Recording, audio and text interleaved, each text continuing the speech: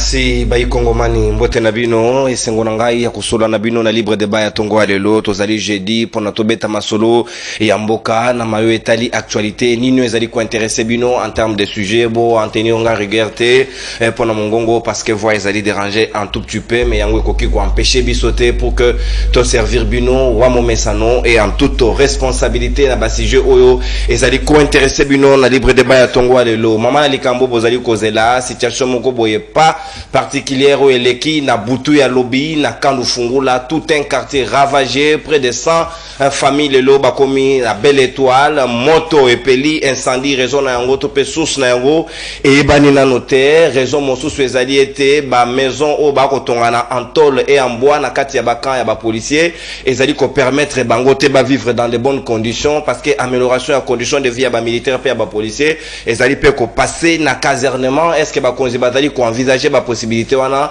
que sengeli koti ya baimbola matali na biso na ba condition o elongo bani parce que comme na moto ndenge peli ezali ko sala esengo soki mokete mwana même ya bébé aziki moto na kati incendie wana baka mosusu moya to pesa bino bilan définitif ezali na noté parce que sengeli ko sala d'abord recensement na tongo et le vice gouverneur Jekoko akitaki déjà na terrain na bayi policier pour na sala évaluation to ko proposer bino na bilili vidéo oyo Christela Kiakuba Lubanza Dio wazali coordonnatrice ya tellement mwana mapinga azalaki na terrain na ngonga yena to azwaki quelques ba interview pe à faire parvenir biso bilili yena to kozana na yepe pona kobeta lisolo yango na tongo alelo na libre débat pe tozali na mwana mboka Alain Zikate di moko ya bayi eside ya Martin Fayulu Madidi tozali pe na mwana mboka héritier ngashi ya AFDC ya Modeste Batu Lukwebo pe tozali na Owen Bosenge moko ya bayi Jurek na ngambo ya opposition na bango de to kosola masolo yena et puis ya mibale to kozonge la situation ya très de vie ya ba institution ezali toujours kotungisa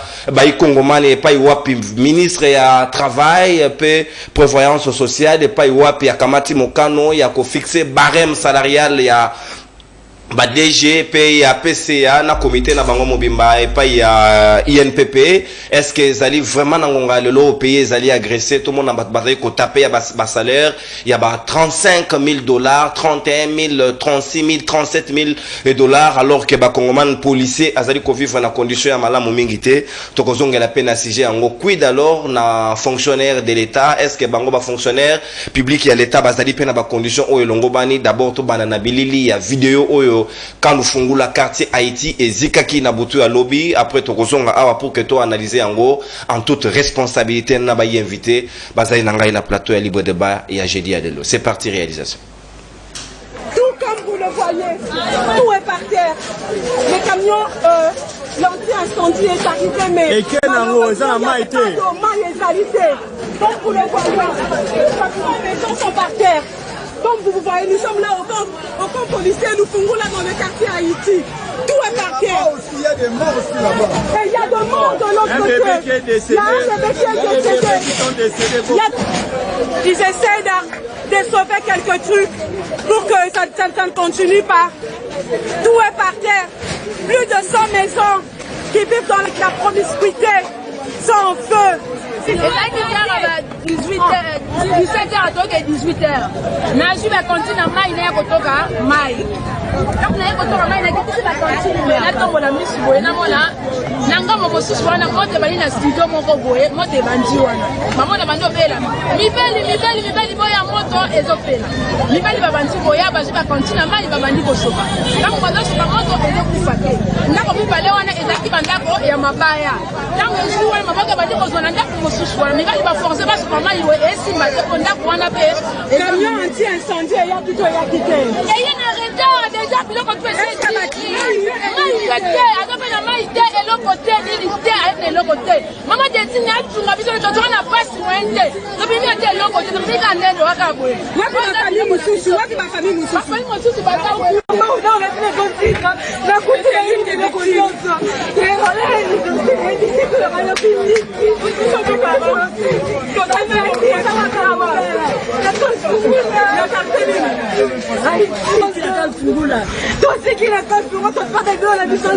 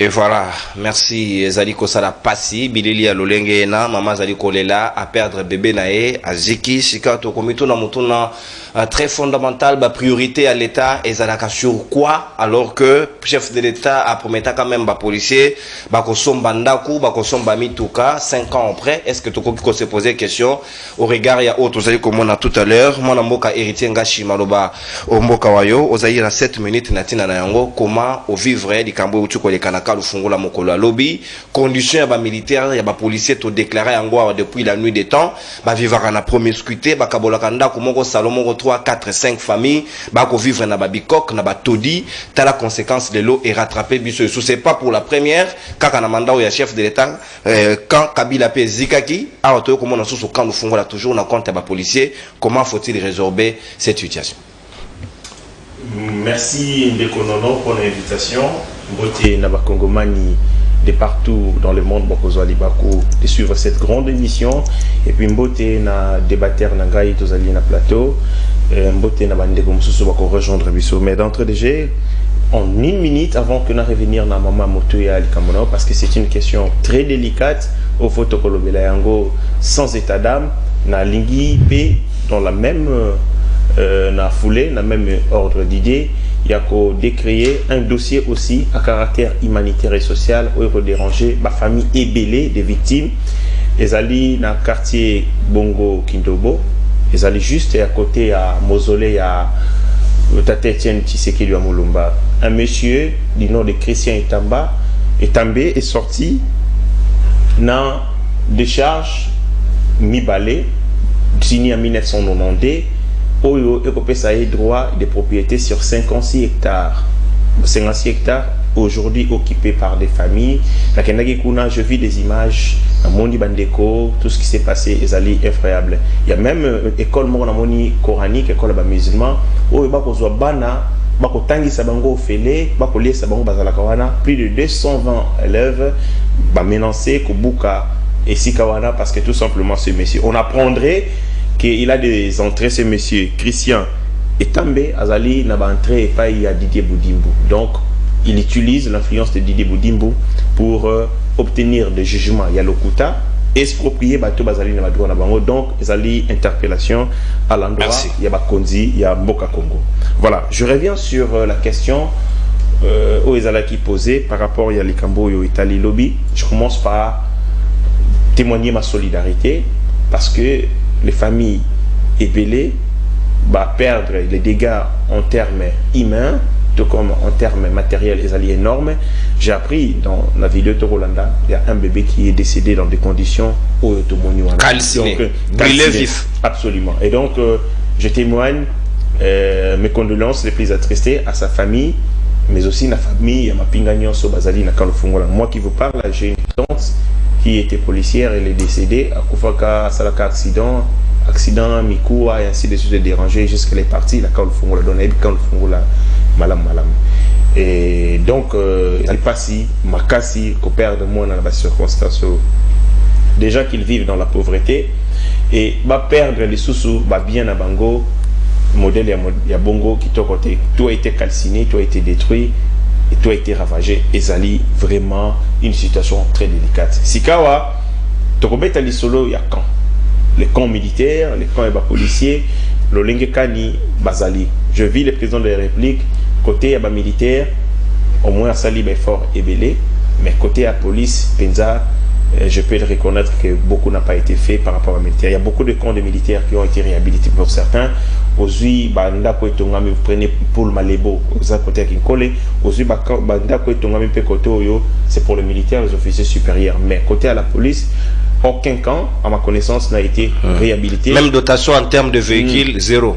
Surtout il y a en termes de déplacement. Avant d'aller dans Makambo, il y a un véhicule. Vous savez, tant que la politique publique, on commence par les fondamentaux. Après les fondamentaux, allez vous demander qu'on dans Makambo et lundi. Vous ne pouvez pas couper ce bateau mituka, bateau balaya kate. Il faut commencer par les fondamentaux, les conditions de vie de nos militaires, c'est-à-dire colis na bango, salaire na bango, solde na bango, et au-delà des alliés, les Kambouya, ndako. Sur le quand le fungo là, les gens vont vivre en promiscuité comme pas possible. Des maisons exécutées, et kangana, des maisons en carton, des maisons en triplex, des maisons na matériel moko flammable. Et donc je suis sûr que le posé en gros est courant. Sur lequel quand le fungo là courant kotande kotisa dimise kotina c et koti na likolo, c'est un camp de policiers, mais les gens vivent, c'est comme si bazalaki na bango qu'on vivre dans une jungle.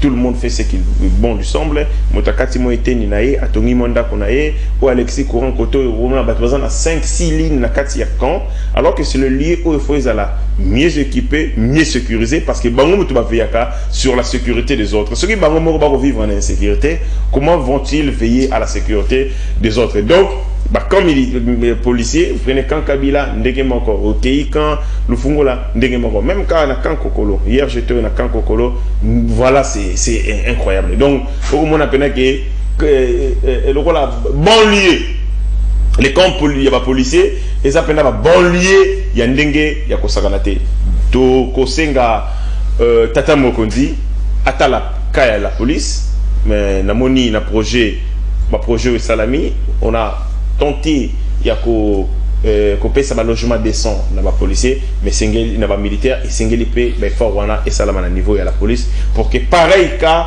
tout le monde a un société, les policiers qui sont censés veiller sur notre sécurité et celle de nos biens, ils bangoumou bazali en insécurité, vivant dans des conditions na précarité, na conditions moko ya misère inouïe, insupportable, le local ya modèle ya boy. Mais après il y a aussi souci, il y a dispositif anti-incendie.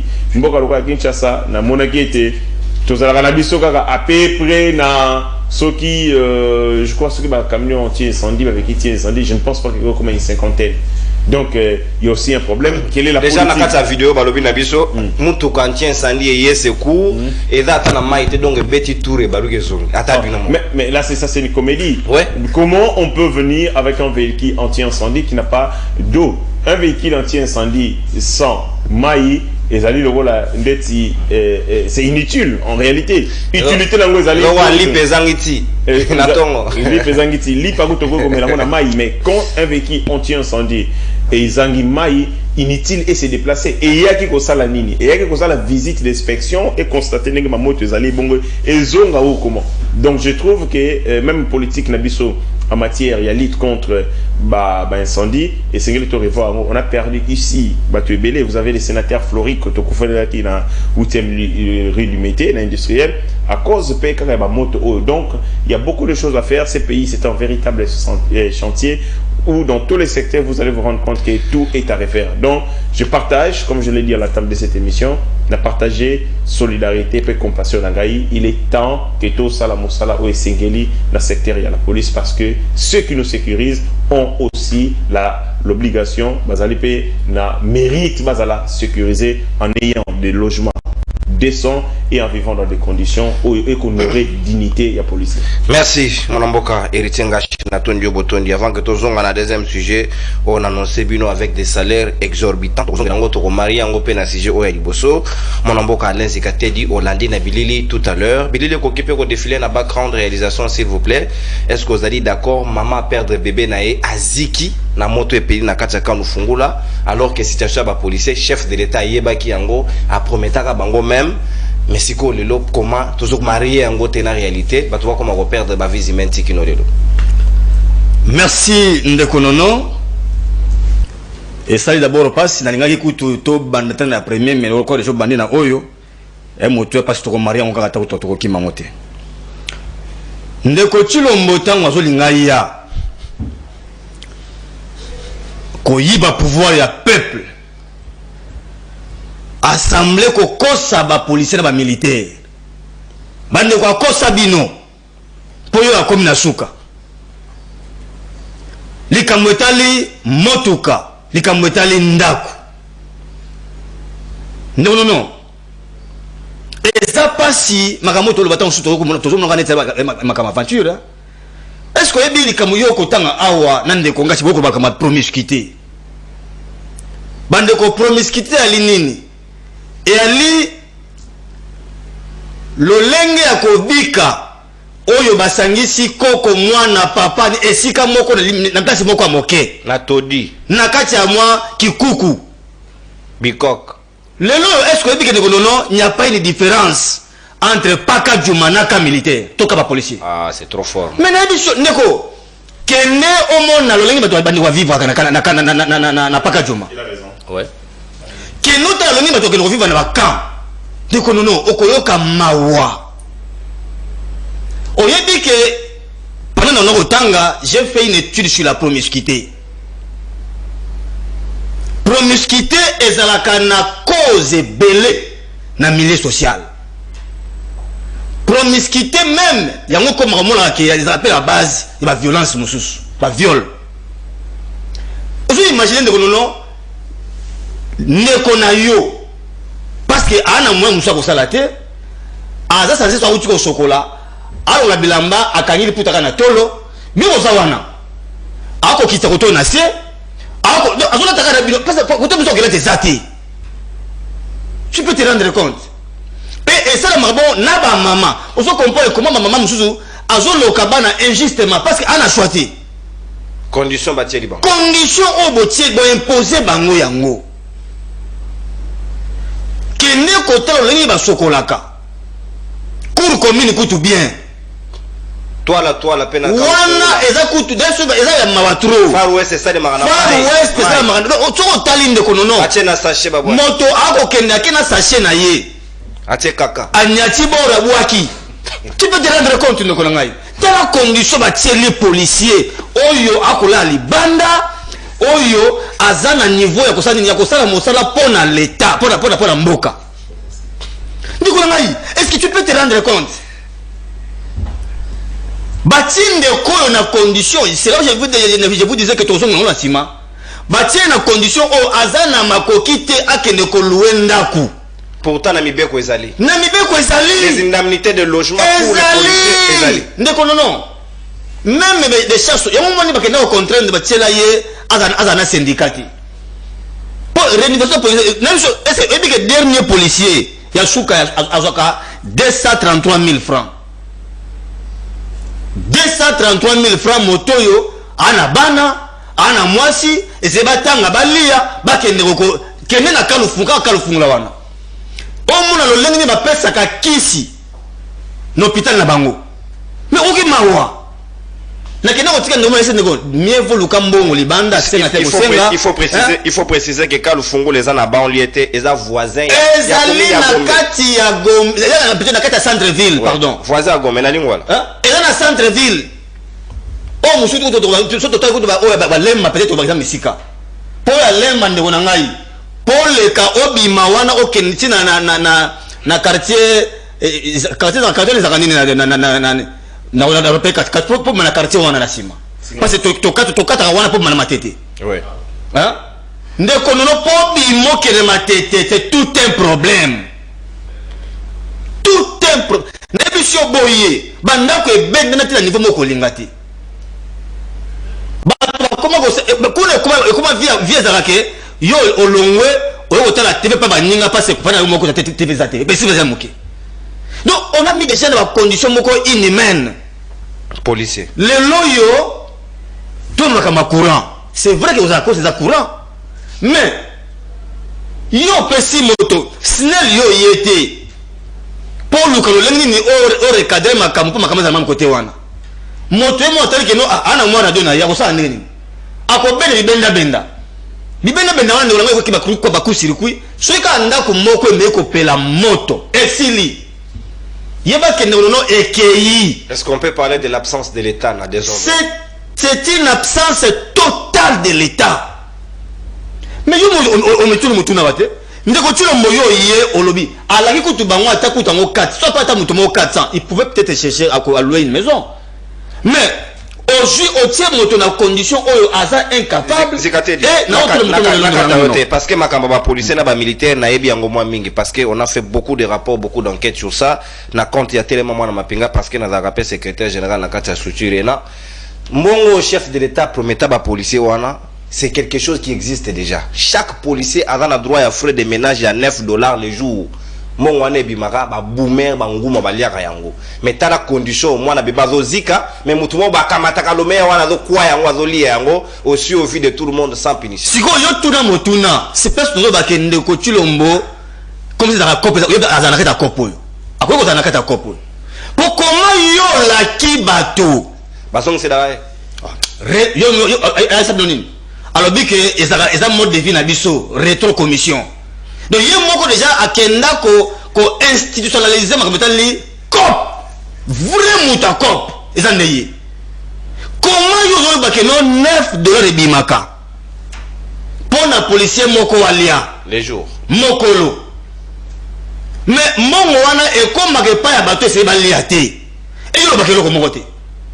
Bon, tu comprends, il y a des gens qui ont kanyaka aye a fini qui yo à la télé moto malam au moins on prend la caméra 57 millions pour la maison fabriquée et que oh non c'est un monsieur intègre a commencé la caméra intègre Fifi Masuka a commencé intègre il y a moto tout il y a soit des personnes d'intérêt na yezali au comme aussi ma moto na té c'est ça parce que comment bon vous pour la policier non moto consulter policier comme on a ba soufraka ya on ne peut pas lire biso musu to va venir bango o mamu to mukolo grand frère quand pour le porter les moi 500 francs aluka moi 100 titani ba na pourquoi mais nous sommes dans quel pays ça mon frère tout le monde que mboka kofi na niveau oyo to comme un niveau té ça se fait sous monsieur Chulombo c'est là où nous vous disons que ndekonono to luka moyen avec M. Chilombo Kende to bosunga biso le journaliste bosunga biso ndeko Chilombo Kende na fait amanda oyo o ayibaka tout dans moto ya koki pour kama Congo elongo bani. Merci. Ça ne va pas. Merci mon amour. Sinon na biso ndeko bandeko zo mona oyo ezasusu automoni ya kalufungola et musuka mite o s'annoncer susu. Merci mon amour. Non, c'est comme là compliqué. Merci mon amour allez-y gateti. Journaliste azaka na mundo. A combien na pas ka juma. Tolérance. Journaliste azaka na mundo kité. À la rappel article 64. Ah, quatrième pouvoir. Tolérance. À la rappel article 64 traité. Il revient au souverain primaire au regard de l'article 5 de décider ce qui lui revient de droit. Dans le lobby et le côté. Ce que j'ai dit, je considère que je parle à ma famille. Oya moninga onoté est allié. Mon mboka Owed Boseng. C'est quand Madoba mboka wayo. Quand le fungula tout un quartier dans Combo Haïti, lobby ravagé dans moto et qui mutu kanti incendie et betitu o babosa na imai. Babaluki bazogi. En attendant moi na beba ziki na katanda maman na zo de la nabilité autour d'accès tout à l'heure. Est-ce que nous sommes sérieux envers nous-mêmes? Où sont les promesses au chef de l'État pour méta policier vis-à-vis amélioration conditions de vie? Merci de la parole. Pesimbo tenaba co-débatteur nyonso bazana plateau avec beaucoup d'estime. Nazope sambo tenaba téléspectateurs au bazolanda biso, je crois que vous a servi pour na okendeka na même ordre et idée déjà nazana kanda ya kosakanate.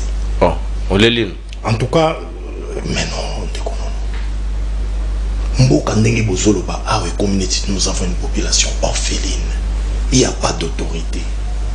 Mabomi Chéribin Okende a vendu la marine na UPN. Lobby lisusu avant-hier babomi kaka na marine lisusu 3 personnes à bout portant, un homme en uniforme, malheureusement aux yeux été. Malheureusement aux yeux été, population monique censé sécuriser population isa l'état, mais l'état est à prendre congé dans la responsabilité na yebite to comme en anarchie population yemoko ayeba comment se sécuriser. Un homme en uniforme, des bateaux, des jeunes garçons, des misi bango, à 5 bango, bongo, bazana nangote, à beti bango, massa sabomi bango, à bout portant, un officier des FRDC, un capitaine, à bimi, à tout niveau. Maintenant, qui sont mon robot, ma quel est les quotas secs, on a tabamoni, moutanwa, uniforme à zomat. Papa, n'a eu ma quel est mais qu'est-ce qui se passe? Tu es yosanan. Abinaza, capitaine à FRDC. Capitaine à FRDC, un gars qui s'écarte, naïe. Mais il y a quand on dit que en tout cas, pas beaucoup. Awa, bomi capitaine, il a une pharmacie, na quoi quartier. 3 personnes bakoufi. Et puis, mon toit kangi, mon policier en a été, policier s'est échappé à qui? Donc, au sein chef à gouvernement, mais un peu qu'on réfléchir sur comment sécuriser la population. Notre État a l'acquis combien de défaillants. Mibondo a un groupe de voyous kaka mibondo awa bozoko ka bangote partout basilisi koto na banda sokota maindombe bakoti koto na bakongo bazobo mais puis jusqu'à présent tozoko ka te ko gérer bango ce que bitumba est aussi ça en colonie où ils appellent complexe insécurité na ville à Kinshasa bazobo mabatu na désordre Chériba aucun de babomie na nukutu tout monde clair tena dossier ngo koto yo procureur ceux qui magistrat beaucoup les canaba média pour opérer sa biso ba version monsieur sur makam botia biso na katia ya flou moko bo tozo comprendre ambiguïté na information tozanango et puis batu bazo kufa tozo comprendre et ça li passi la juré qu'au pouvoir insécurité na Congo ici la juré qu'au pouvoir salaire il y a honte c'est ici la juré qu'au pouvoir les hauts policiers à vendre la place où batu bazo vendre té ndeko zikate des ans la raison et ça même condition n'a pas qu'à juma so fréquentant pas qu'à juma tende au monde on est ça insulte c'est une vérité je crois bien aimé para juma zo wa ban les 13 na RDC menga na ebisio bien aimé na ngai awa ngashi il a été d'accord na eloko alobi wana conditions bazo vivre banda ko ba manzanza banda ko moko boy déjà il fallait qu'il travailler na ba service de développement rural à tout moment na ba kamba et ba comment banda ko fo ba chango ata banda ko ngo ya batol mais ba comment ba osala bango pour mayekota comment courant et ça de façon organisée yo tchemutu bien batu bo tekeli bango pouvoir y aller comment l'état responsable a koki ko lancer recrutement Yassika alors qu'azana prévision sur les logements. Est-ce que c'est possible? C'est pourquoi je voulais dire que je n'étais pas d'accord avec Bozoloba, que peut-être idéal, il faut payer ça $9. Connaissant notre gouvernement, n'andimité pas payer ça $9. Oui, mais que le service est belé dans la salaire jusqu'à présent, salaire nan barrière zali. Si qu'on $9 ou ba payer ça la policier à mikolo na mikolo, n'andimité. N'andimité qui va payer ça. C'est na biso batu te ke batu moko be balia ka rien ngana loba kiango discours tozolo baka mingi Félix Tshisekedi dans un problème à casting non moi je ne pense pas que batu to bazo entourer Félix Babazoba batu maele bazali yemo konde président Félix il a un problème Félix Tshisekedi il a un problème ouais autour na batu nyoso Babazoba te batu maele bazeli le problème c'est la tête problème c'est ça yemoko qui est la tête Yendemoko Félix, politique gouvernementale ni nyazanango, politique ni nyazanango sur le plan organisation et société, politique ni nyazanango sur le lobby pour que batu balingi était, et ça la réalité. Na vanda qui n'a analysé, il y a des Congolais très intelligents, même na katia UDPS, même na katia Union Sacrée. Mais le problème c'est que président Félix, bande qu'on a besoin bangashi bazar, est-ce que babazoba, era ke nommé Barbara Kanamna Didi Masela, nandenga mabete balikinga china maïl. C'est une insulte dans le combat politique au Félix Tshisekedi Adosala. Alingi intellectuel tena Katsamboko. Joseph Kabila en son temps. Avant que la biso même dans l'opposition, au monde a soba Chibala, Basami Badi Banga, Banani. Bon, aux opposants, on va boya Kasibokota. Batu ba comprenait un on a n'enga mabe, basobengango, babengango débauchage. Mais lui il comprenait que je dois consulter certaines intelligences même na kam mususu essentiel pour la servir écolo. Mais président Félix a un système politique où on atteint. Président Félix, ce qu'on a maillé, on doit mettre ma critique, ma suggestion contre Aïnio. On a le canam d'abord to bendaye, total et là on dit au cours ça la pour avancement école. Mais lui il prend tous ceux là qui les critiquent comme des ennemis. ya bozo mona mboka na biso moyen to évoluer ezate ngalo bango na bandeko belé ba na transhumance et là comment il faut te comprendre nga solango na bandeko belé même ya camp pouvoir même bandeko ngashina bisa on n'est pas ennemi nga si je suis au pouvoir les autres ont renversé le régime à Félix ngashina ebike ngashi à quelque part non appeler ngashi et ça transhumance na biki mtuso sa mayela ko yana kana biso travailler na biso essentiel que république ait gagné peuple na biso population na biso a gagné président Félix sur le plan organisation société zéro deux hommes na biloko bato bazo kufana bakan bato bazo tonga ezaka na compter même dans la cité bisika to vandi la promiscuité et sa voisinage indésirable. Mais est-ce que les cas ne fissent que auto remarqué que moi na beba ziki et koki kozala élément déclencheur te ya ko changer ya ko révolutionner makambo yo keka na mwana beba kufi mikolo kuto bele kuto ba kufi mwana beba innocent papa mais na ma mikolo bele pe baza ba innocent kuto bazo kufa par là kuto so ke na mwana muke bango ba ko négliger talisa ke muntu akufi eza pe mbala liboso te na ba kon déjà total la façon ba soldat na biso ba homme en uniforme kaka ba policier te na ba militaire façon bazo vivre na ba camp eza ba condition moko inhumaine muntu akoki ko vivre bongo te on est beau tout la biso tolo be 16 milliards na baboui na boui mais tout manda ko monango ata na misala tout mon ata organisation na ba service za public yango tolo ba kiango aidez-nous na ebitende ko nanga soka tala kinga na ba chaîne misusu mais na moni que les beaux esprits se sont rencontrés et donc Félix a quitté le pouvoir nzambe na kosote soki to pesi président Félix deuxième mandat na ebité ce président Félix a juste deuxième mandat. Il y a que tout vendre sous la condition, na yébité. Tout ça même mamambo kana fanatisme. Tout ça même mamambo kana ba sentiment. Il y a un sérieux problème. Ici je lance message na président Bahati Lukwebo Boya Sena. Na lancé message na président Jean-Pierre Bemba. Na lancé président un message na ngai na bandeko nyonso bazaba allié à président Félix Tshisekedi au pouvoir, bosa la conscient. Il y a défaillance, il y a gestion. Le président Félix, on n'est pas ennemi. Comme président de la République, ils ont la fonction invitée. Mais nous avons estimé que la gestion du président Félix Tshisekedi a été chaotique.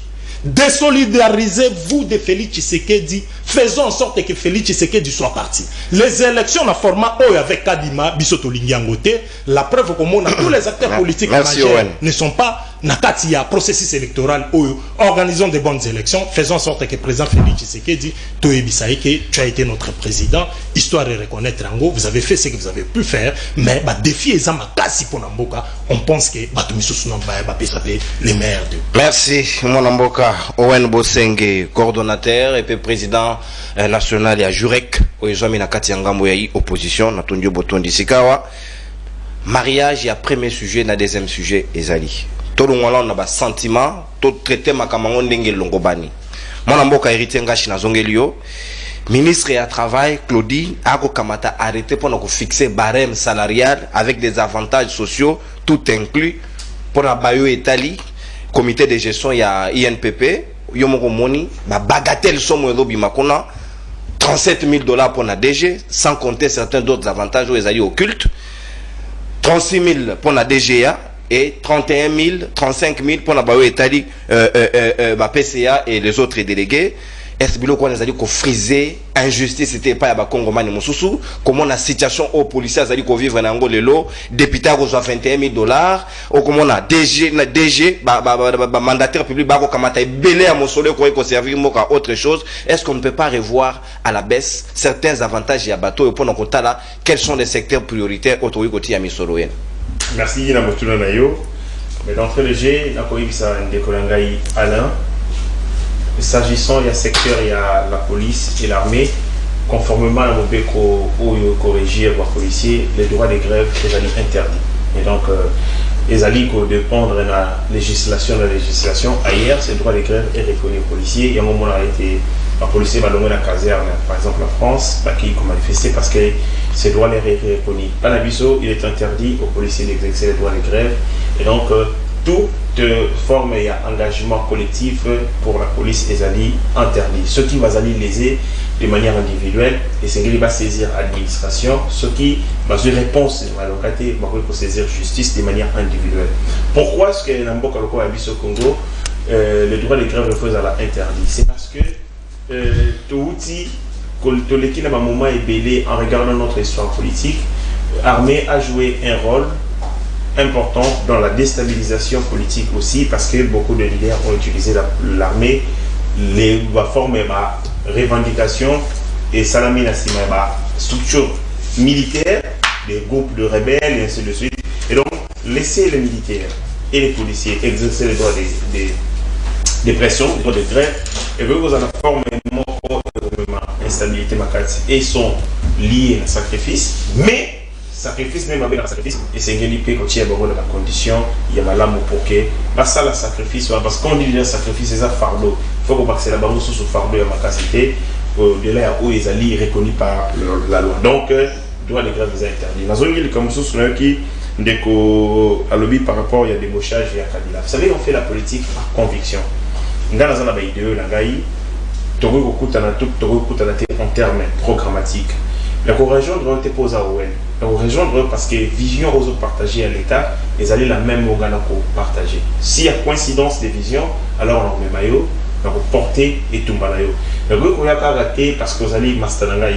Mastalangaï c'est l'amitié, mais en termes d'engagement politique, ils allaient lier dans la conviction, idéo, la vision politique. Tant on a su identifier dans le combat politique, dans l'offre politique, alors on a malheureusement tout ça la balance des personnes ici à la République démocratique du Congo et même sur le côté.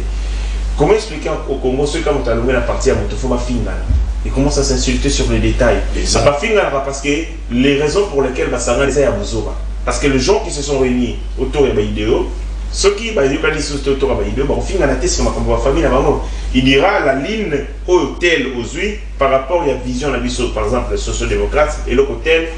Votre combat, votre perception sur le climat, sur le changement climatique, sur l'écologie, la partager à voter, il y a un moment où il y a la primaire de la partie politique pour que justement les gens vous débattent sur les programmes.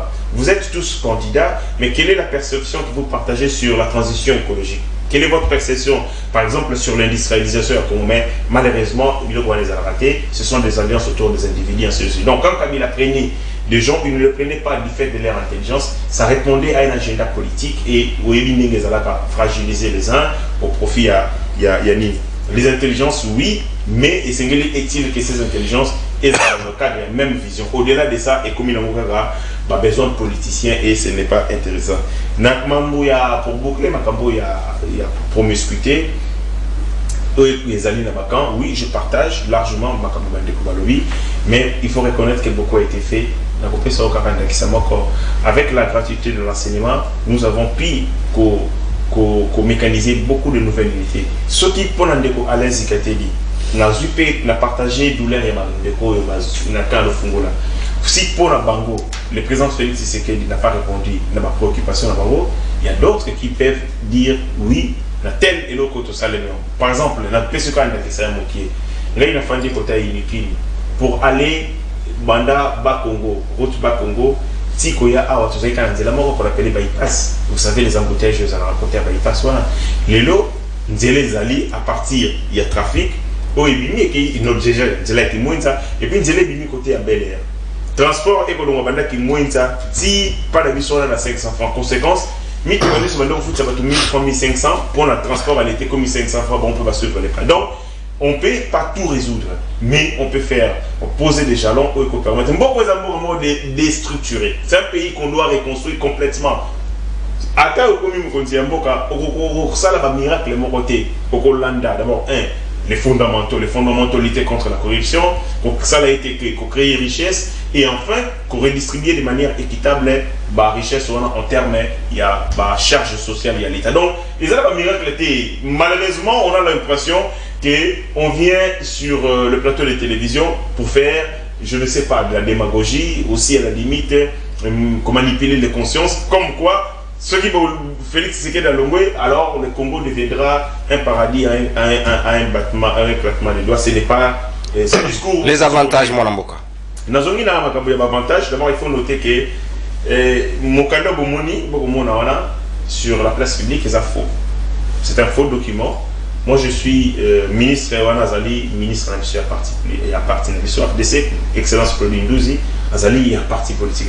Parmi PEDA, ministre Bazali, fidèle et loyal la ligne politique de socio-démocrate, ce document est un chiffon qui a été monté de toutes pièces par des gens qui viennent nuire à l'image de notre grande famille politique dirigée par les professeurs, mais aussi qu'on nuire à l'excellence. Donc cette info, je ne peux pas discuter sur ça. Mais revenons-en quand même. Par rapport, il y a répartition inéquitable de la richesse. On note que en République démocratique du Congo, la politique, à part politique, les appels secteur de choses secteur il y a pasteur.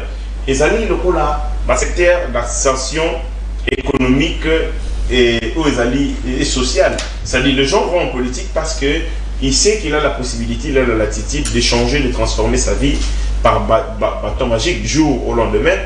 Bruno Tshibala, je donne par exemple la PC de Roland Mandagisa, qui il a commencé, c'est vrai qu'il a eu une carrière, mais Bruno Tshibala, du jour au lendemain, à Sombi Bandaku, à Sombi Mamitoka, à Charo automobile, et ça donne une mauvaise perception. Politique, ils allaient raccourcir aux ascensions. Pourquoi c'était Tshibala?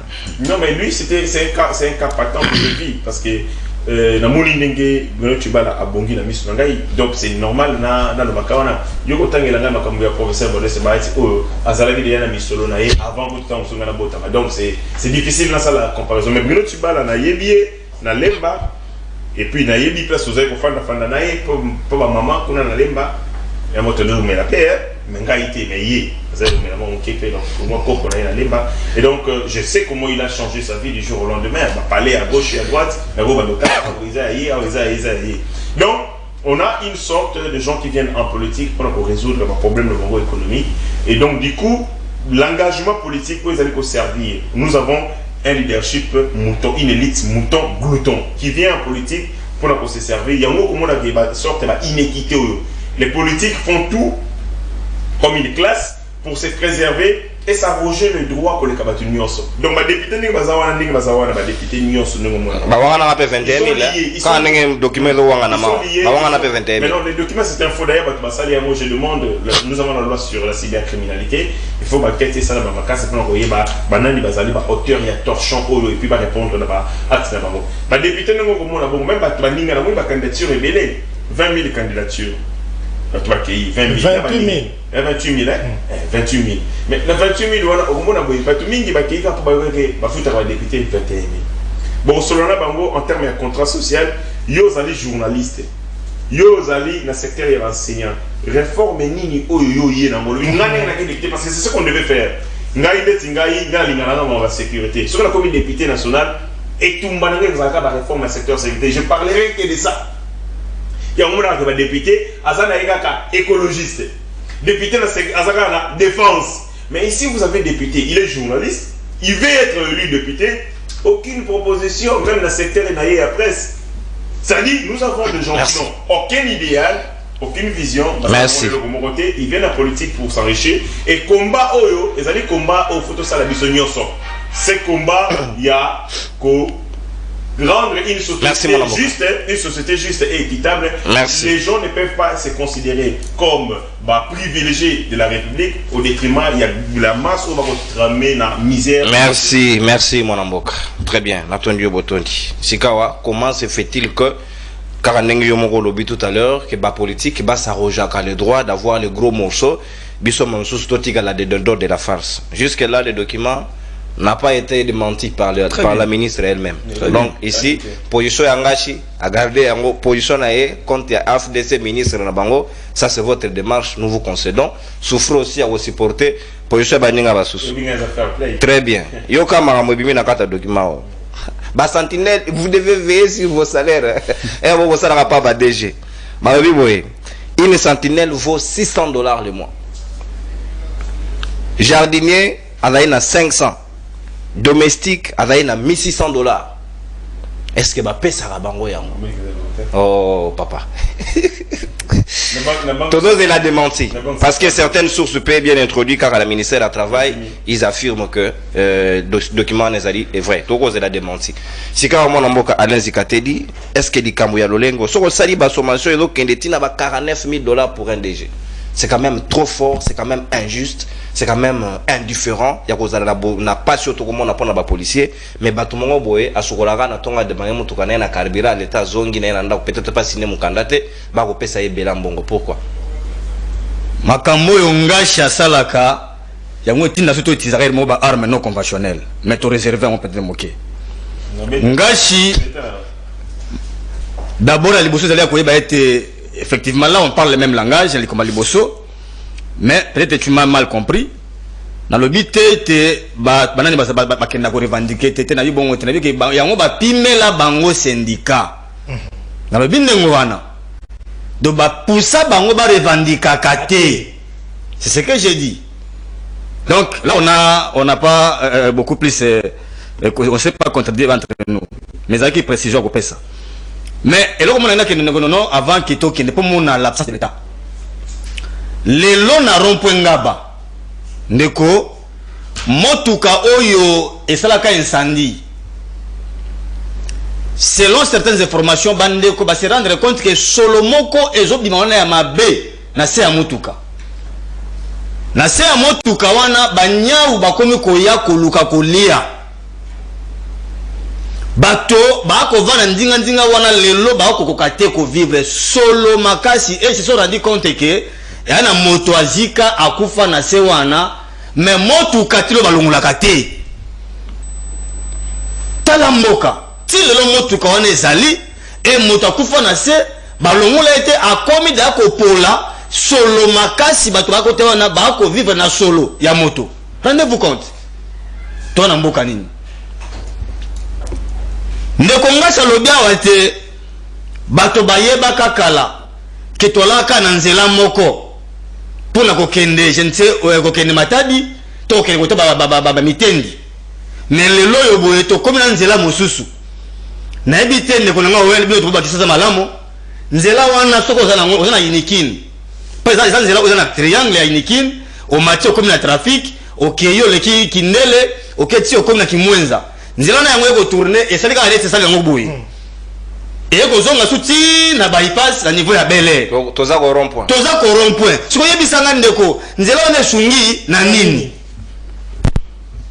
l'amateurisme bayebisho awa ete na biso ko kayote wen kero baata lingilo chocho alonga wapi baati sika mbongo wali ajo pesa longa tende yango wana do chi balada e mokote ndeko ngai ndeko yese ta usho ba baati bala moté auto société civile monye zaka nango il était là avec le président Martin Fayulu na conférence na CNS pas ça ensemble non ngai motozo mona wana alingi tala yena pekunya etalio aboyo opposition si mon commission ko comme président akosa toujours l'allégeance pona yo akokipe to akokipe ye pona ye mevo moto akope mo loko atoza moke atomabe etaliete alors pas kabila alors pas titre et ozolo ba otanyi kuma chibala mais yo kape soni ndeko chilo mbozaka na nini tanga baya au pouvoir yebisa bebiso pour ko tarande ko kabila ndeko nani yebisa bebiso non atanda ku moko kaka d'ailleurs moko yebisa bebiso beno il vivait na salaire à moi sinae so yo yebisa bebiso que non chibala ndeko non il faut retirer donc tout le monde est concerné papa ba yelo molongo sambo c'est ma tembele bon je te bazakuna donc papa document authentique ndeko ngasha wako bakiza ya mabe ngala kanisa kia kwa bakite ndeko nono tala demande ya mabe metala mokanda ya solo ya ngoyo o bafuta bandeko autant pe akumisi soko mama lumba mutu yawa ministre ngondo atando ministre na bango te ngashi soko zolia bula na kimia poko sa kongole te bula na kimia ndeko nono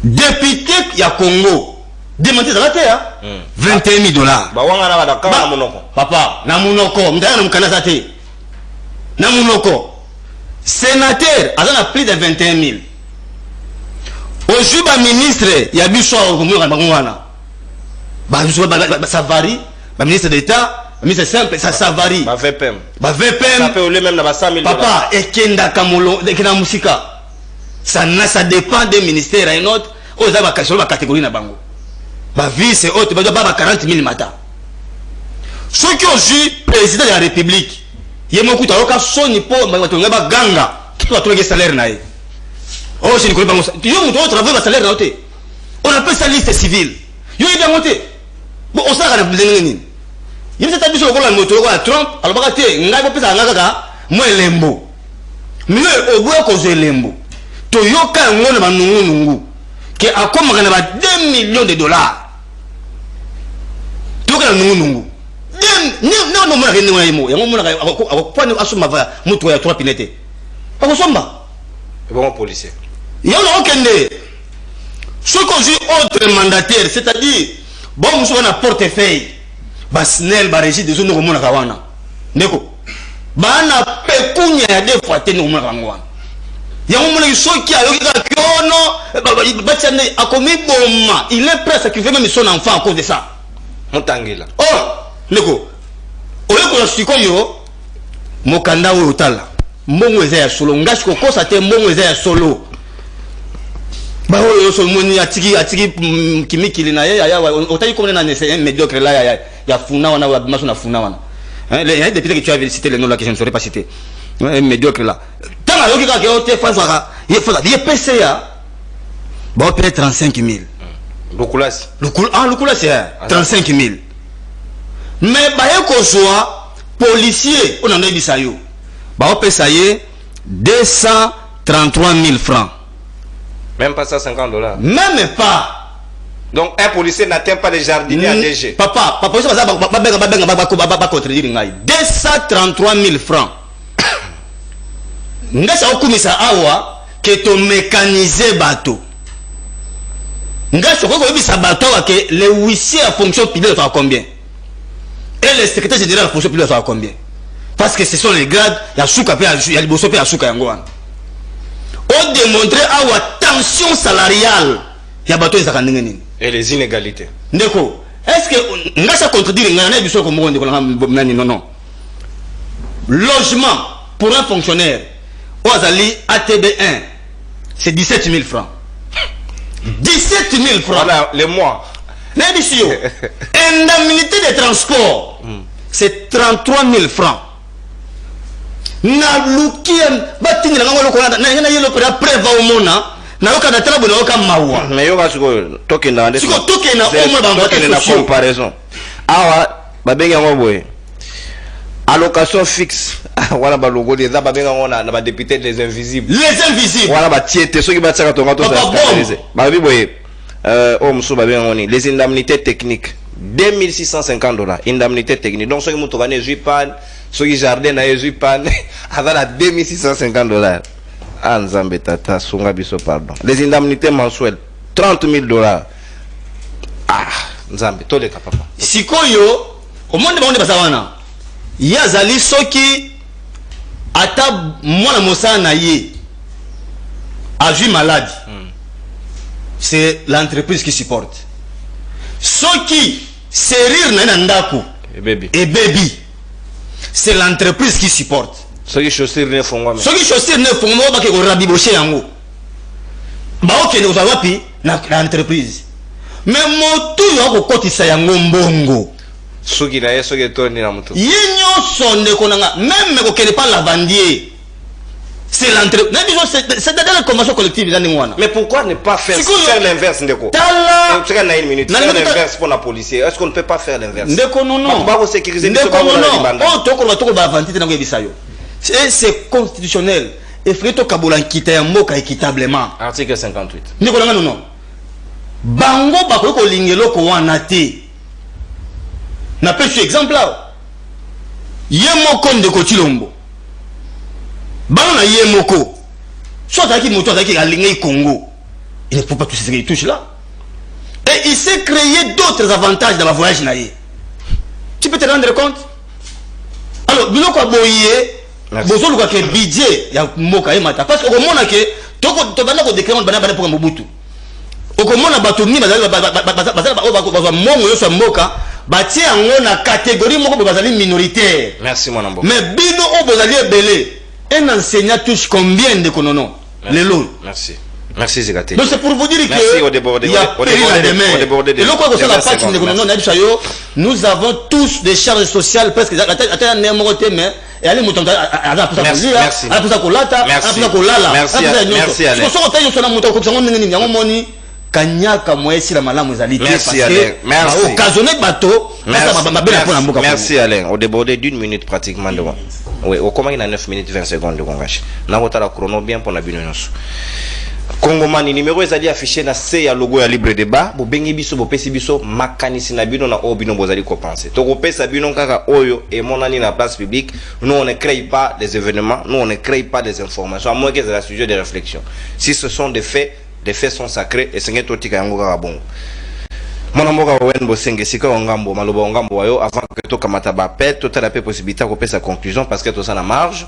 Est-ce que vous allez d'accord lolenge o ya ko traiter ba Congomani avec toute injustice prononcée et à proportion disproportionnelle et d'aller qu'on permettre biso quand même de vivre dans un pays qui fait rêver, qui donne l'espoir. Policiers qui vivent dans une situation catastrophique, en réalité qui ne font pas beaucoup d'efforts,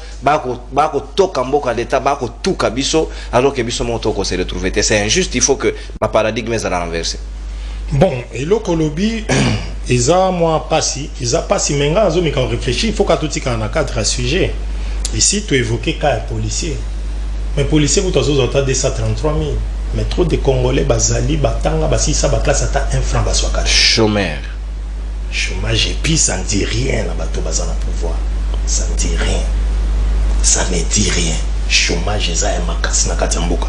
Bateau Bazora salaire, il y a l'État. Tout Oyo Bazar, ba fonctionnaire, il y a l'État. Nakatia pays, Nabiso Bazo représenter 30% de la population majeure.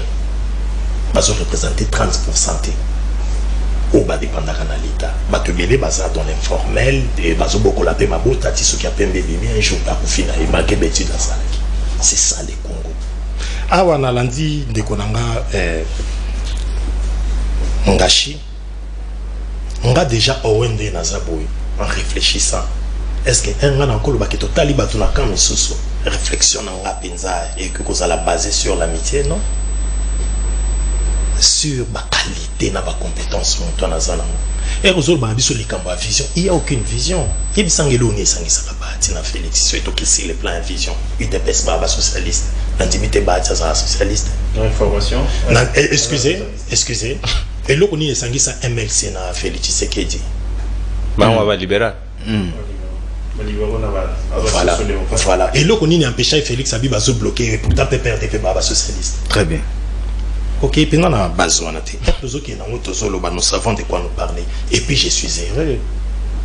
Bien aimé, Ngashi, ou tu dans le plateau, notre pays ou notre État est déstructuré. Il fallait combien de temps à Félix pour restructurer, toi structurer? Parce que Mandé a 5 ans. Nous sommes une république. République qui a formé un gouvernement où mandat n'a pas Samaka, Bakela Motango et Abissu a 5 ans. C'est ça les délais. Et pendant 5 ans, on a fait un mandat, tu as reconnu que notre État est déstructuré. Et pourquoi jusqu'à présent vous en avez fait les Tshisekedi? Décorité Ngashi, Yebisa Bahati, prenez le courage, désolidarisez-vous de Félix Tshisekedi. Il a prouvé qu'il a été incapable de couper sa réponse dans la population. Biloko nyoso boloba Bruno Tshibala. Bruno Tshibala, moi j'étais avec Bruno Tshibala pour Bisso Rasso Batozwaka primature na 7 ans. Mission à Bisso. Parce que moi j'ai travaillé avec Tshibala dans la primature. Mission Nabiso et Aliboso. Ma mission Nabiso va pesa kibiso ezaki social, sécurité, na élection. Social la population et réussi ça qui penzate. Sécurité échec. Sécurité moi ça va parce que ma guerre ezaki souté tout ça na ba parti ezaki occupé dans ma force militaire. Au monde a titre qui élection, bambo comme sur élection ça m'a quitté ça pour na maladie moko Ebola. Élection monde mutu bimisa Félix. Mais na yombi Ebola ezalaka te. C'était sécurité. Yangonde mutu et bimisa Félix Tshisekedi, président de la République. Élection au Tshibala sala. Biso to yaki ko excommunier Tshibala na kati ya raso. Pourquoi le 22 février 2018, il a été excommunié, chassé. Choqué par Yazala qui kuna zozo baswe na yena poto ayoki to bengani to sala réunion na Bantu na Barumbu pour na ko bengana yi parce que on avait compris que Tshibala il s'est stabilisé alongo na vision ba Tshisekedi c'était to sala kina et razo regretter que Tshibala n'avait rien na sepeli mingi na zikatedi analyse moko boya haute facture Félix Tshisekedi avait quoi Tanga bakomba batubino chibala Félix Tshisekedi, ça me met mal à l'aise. Par là, nous comprendre que tous la situation moko ya passé, bato vivre sans salaire, yango na ebisa bino, magoko ba policier ozo 230 000, mais il y a des Congolais au bazo kata infanté. Yango omona mutu soka koti azuma musala, omona kabunda bali, omona nani abali po bakoti na kati ya manjwa. Pasi pa itozaka nango. Mais président Félix Tshisekedi alobaki azoya po asala nini, aluka façon alongola système wana, a déboulonner le système. Si le système ango ezosilate, yango tozomona nango jusqu'à présent, répartition ya richesse ya mboka to ya makamunyo son kita ya ekolo ezosama de façon équitable. Pourquoi peuple a désintéressé na déséquilibre? Parce qu'on n'a pas une population na lobaki yango za na lumière te. Population na biso sokaza na lumière, il faut activer l'article 64 pour na moni Félix toke na ndenga élection et qu'on simbate à tchatche bakadi manaba tout nyo sur yango to boy ko kenele. Ngana lobaki yango la jurette n'ira pas aux élections tant que Martin Fayulu a participé à l'élection. Parce que Martin Fayulu est acteur politique moko ya faction ya likolo. Azaki challenger à Félix bango balé bat bakoma ina suka. Ce qui est le lois atteindre élection pour na biso il y a un problème. Très bien. Il y a un problème. Token d'élection té. Bah, on a posé l'élection, et puis l'élection, il est préparé, Félix, à soit plus de 60%, il y a élu. Surtout qu'il ne accompagner fraude. Tu joues le rôle à peau de fleurs. Pour l'élection, réélection, Félix Tshisekedi. Il y a on a besoin de bonnes élections. Mais comme nous, Félix Abaki toko déboulonné, toko salabo, jusqu'à présent, union sacrée, héritier gâché à lobby, on a un état déstructuré. C'est-à-dire Félix a été incapable. Il a structuré la période où il a délimité pour la mandat. Il y a 5 ans, abîmé incapable pour la salango. Alors, nous sommes un gouvernement, une république, autre lobby, et ça a mandé la population, la période il y a 5 ans. C'est tout le monde qui est yoko qui n'a noté, tout le monde qui est mususu. Héritier Ngassi, Yebisa Bahati, Ataye Moko Bahati, la candidat président, peut-être qu'il y a gérer bien que Félix. Alors déjà dauphin, alors déjà dauphin.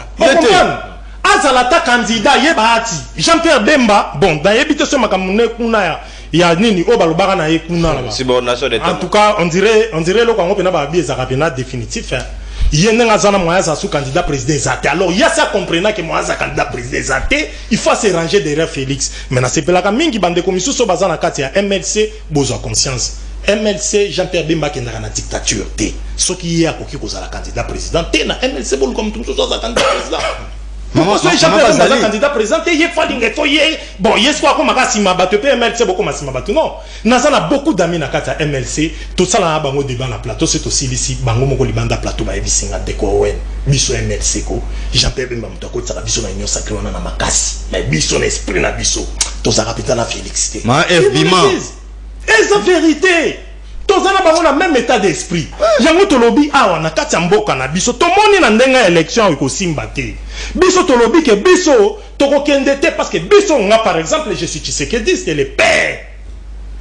Combat au balégué biso pour les changements, tout le monde qui estosilaté parce que tous alternance mais les acquis de l'alternance c'est jusqu'à présent anti. Talaka ba salaire mystique aux obima. Débat le baona et koki kozala vrai. Koloba keza fomba la moko rejeté non. Moi nga pena confirmer ça mais et koki kozala vrai au regard de l'information to na biso na ma compagne papa m'a donné à sa sentinelle $300. Alors bango ceux qui ba déjà na bango na banani bazo pesa 500. Et ça possible ba pesa ngo. Mais si ko bazo sala, il s'en fout na nyoso to oloba. Ami na ngamo kuta comme bisanga bi owen. Ba marche bozo sala, ba émission bozo le chaque jour te non benga ngana ken émission. On dirait beaucoup ça ba combat moko inutile pour eloko ko changer tant na bo perdre espoir te. Bande qu'on a biso belé bo vangi même na ba diaspora. Il ne suffit pas. Et oloba kenate owen na sepela kana non il ne suffit pas. Soutenez ce combat. La plupart des acteurs politiques, même à niveau de l'opposition, ils se sacrifient, nous sommes des serviteurs de Dieu. Nous avons servi pour l'église, nous avons fait ça. Oyoki mutakufi na ye na lobia. Bagbomi batuna masi na soki na mboka nini na province na ye na lobby. On le fait pour l'intérêt général, on est des serviteurs de Dieu. Soutenez ces combats. Tokolonga combattre sur Oyoki lobia, on a sala qui tourne na IDF. Ah, il a trahi, mais soutenez les combats. On a besoin de moyens pour chasser Félix direct du pouvoir. Très bien. Il y a moto lobby. Par des moyens pacifiques. On ne sera pas mendiant. Oui. On va les chasser comment? Via les élections. Moyens constitutionnels. Les bonnes élections. On a besoin de bonnes élections qui mettront Félix Tshisekedi en dehors du pouvoir. Alors, et là, quand on a pour ça, mais ngai awa téléphone ouvert, au chité, téléphone. Awa pour na chité et là qu'on a ngada lobaka ke kolobake telle personne s'occuper les politiques s'arroge. Bazo s'arroger ba grand moyen à écolo et en réalité, il y a ngolo ko vivre nango inégalité sociale na kati mboka na biso, partage inéquitable pour na ba richesse na ba minerais à écolo, il faut que Félix Tshisekedi akende. Na insister, la Jurek n'ira pas aux élections. Merci. Tant que Martin Fayulu aza te na kati processus, la Jurek n'ira pas aux élections. Tout mon soutien. Tant que bande ko na biso po bazaki na régime passé, ils sont des Congolais. Voilà. Tant que bango pe bazate na kati processus. Merci mon. Merci. Toji m'appelle Yabayi Kongomani tout à l'heure, na ba message na bango pour que total comment conclure en toute bonté na émission Nabiso. Bonjour monsieur Nono. Donc salaire d'un député c'est 26 000 $. Ce n'est plus bon, je ne sais pas le chiffre na Ozuapi, policier 23 000 c'est grave. David depuis Kisenso. Donc obiso tolobi chiffre ante. Sengeto concordé sur le plan chiffre. Mbote ndeko nanga yokingi sape komolani. Allô, mbote ndeko nono, mbote ba auditeur nyonso ya libre débat, ba téléspectateur na bengi bino na ntele awa Baudric son petit. Ouais ndeko, makanisi nayo. Par rapport à sujet. Vraiment par rapport à sujet ezope ça passe ko mona à chaque fois ba réalité oyo ekomaka na mboka na biso du jour au lendemain et puis ça passe. Mais contribution na ngezala parce que je suis chaque jour l'émission libre débat. J'aimerais un jour même assister sur le plateau avec les amis pour parler de notre pays parce que le pays nous appartient tous. Et l'autre peut ça passe ces années. Moi je pense que notre politique est combattue par une vision. Tous les sujets évoqués chaque jour dans le plateau avec les gens de l'opposition, ce sont des Congolais, nos frères qui sont sur le plateau là. Que ce soit de l'opposition, de l'Union sacrée, ce sont les Congolais. Pourquoi ils ne se mettent pas ensemble pour trouver une solution comme ça se passe au Niger, comme ça se passe au Mali? Donc moi je pense qu'il faut battre Chaba. On a beaucoup d'état de Wanangai. Comment tu n'as cité que là où il y a des coups d'état? Non, c'est un exemple à suivre pour avoir la délibération parce que notre politique est combattue par un système des Occidentaux. Il fallait bannir ce système politique là. Merci, mais il faut réfléchir ça autrement. Et c'est dans la place publique à tout ça l'apologie à coup de tâté. Je ne veux pas être invité pour des explications des choses dont je ne connais pas. Donc ici ça n'est pas passé. Biloko wana ela gito côté. Et sengeli kozongana ordre constitutionnel. C'est tout ce que les journalistes peuvent dire. Point. Mbote ndi wana yo bengi biso apité peu kombonani. Monsieur Nono la petela l'émission na yo mingi. Mais en tant que fonctionnaire Fatwa Lubaka Mbongo ezali ba fonctionnaire po bango yo baza ko rouler carrosse batika nango. Pourquoi fonctionnaire afungi kozala capable de chaîne obenga ka ba fonctionnaire bayaka ka ba mission ya ndenge wana pona kolobela bakonzi na biso donc baza de pays. Mais fonctionnaire de l'état ça la politique était toyebi ba principe wana donc boye ba que auto sala ka toyebi din todo sala soki ya ya ba sanctionner pas ba konzi na ye akoki ko perdre musala na ye donc akoki ko passer information na ye batuinga bakoki ko relayer yango kota la ko porter comment ko lobana ko mona donc prenez en compte auto lobina yo. Bonjour libre débat kaboli mawana biso na baninga ya kandu fungula mwana wana. En tout cas, Nakan Fungura, notez bien interpellation aux policiers, bataille à comportement, il y a des conjoints vis-à-vis de la population.